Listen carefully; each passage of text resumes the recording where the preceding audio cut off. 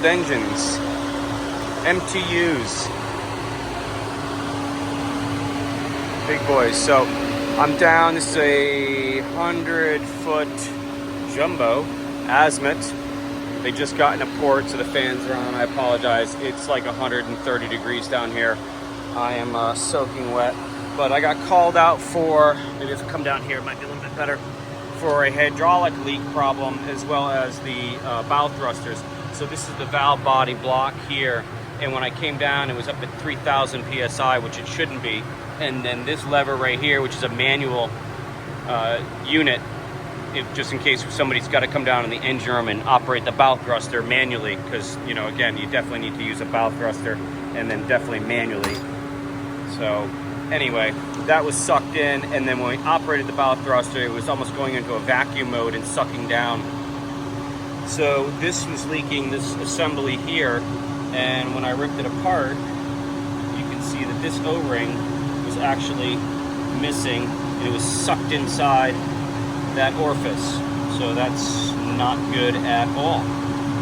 So I took that out. I've got my new O-ring set. We're going to fix this right here, put some new O-rings in, and rebuild that whole cylinder system there, and hopefully that will solve some of the problem. It's also getting hot, but I think that the damage is done on this, and I can't rebuild this. They're leaving like tomorrow, so hopefully I can get all the O-rings in, at least stop the oil leak. We're gonna rip this apart and see what happens, and that's the PTO right there, a power takeoff. So all of these lines here come off the engine, and that's what operates the hydraulics for the bow thruster. All right, so taking off the other side too, you can see that there's an O-ring missing there, an O-ring there, and then a weird oblong O-ring that's supposed to go there, and the O-ring there. So that's what was leaking, definitely leaking, causing all this to drain and leak. So I don't know if we're going to be able to fix the bow thruster, because I think the damage is done, but at least we'll be able to get this back together again, and he won't have a leak. I'm going to get all this cleaned up. I'm going to put these two back together again simultaneously, and I've disconnected it from there. That way when I put it back on the actual pump, there's no pressure on this, and everything should be seated pretty well. That's the game plan. These things are kind of a pain in the butt, so I'm not surprised that this actually happened. Alright, so I've ended up replacing two O-rings, the one that was damaged here, and then another one here. I don't think this was replaced last time. It's kind of flat. See how flat it is? Really flat. It should be an O-ring, not just because it's round, but because it should be round all the way around. So I put another one in there, so hopefully that will work that. Still got oil drain in here, and then the other O-ring is right there. So I've got two bolts on here. And try and slide it on, and then we'll put all this back together again, and hopefully that should solve the leak problem. And then I don't know, maybe we'll move over here and see what we got going on there. All right, she's all back together again. I got it all dried up. So the captain is on his way back from West Marine.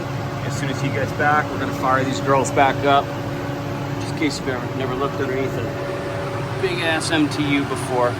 I like MTUs. These are the D-deck MTUs,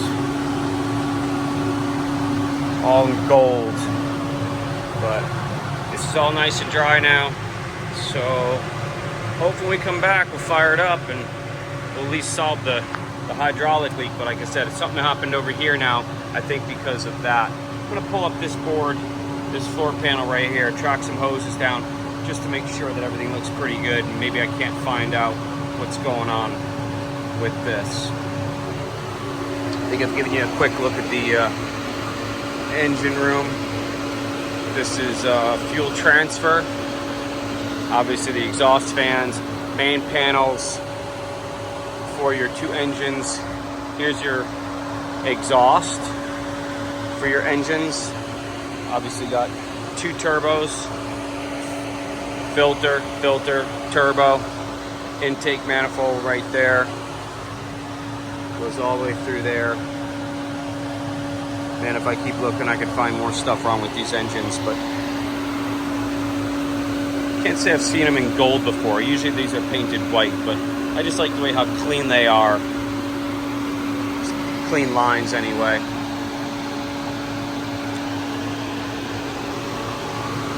Such a fuel manifold system. Here's where your water comes in. That's what cools the engine. These are V drives. I'll show you that. Let me get over here. So here's your transmission right here. There's actually a shaft underneath here. I don't know if I can lift this up. There's your shaft. Right there. Coupler, and that's your transmission. Right here. So this is a V drive. So the shaft goes from here to here into the transmission, and then underneath here, you can see maybe that right there. That's your other shaft that goes back in this direction. That you can actually see it goes underneath there, and that's how you can put the engine room so far back. We're actually almost in the LAS, or the very, very back part of the boat. So, electrical management system here, battery chargers, flux capacitors, no flux capacitors, and this is our chiller system right here. Generator, and again, here's our exhaust here and here. Now that's a quick tour of the engine room. I'm gonna lift this up, see what we got going on underneath here. All right, so you know me, just futzing around here, trying to figure this out, seeing if I can take it apart, rebuild it, or whatever. So this is your manual control. So again, somebody can operate the bow thruster down here. And when you push this in, it was stuck. It's coming back out now because I disconnected the electrical connection. This servo works this side for the upper bow thruster. This is the lower bow thruster. So I just disconnected the electrical, and all of a sudden it's coming back out again and working properly. But just to verify that, when I plug this back in, clicky clicky, I come over here. Oh, it doesn't work. But within a minute, I disconnect it. Boom, see it pop back out. So this may be an electrical issue as well. So hopefully I've fixed the hydraulic issue. Now we're going to move on to the electrical. I'm waiting for the captain to get back. We're going to fire this up and see what we got going on. So the captain didn't want me to spend too much time on this because he had already paid for this to get fixed down in Florida.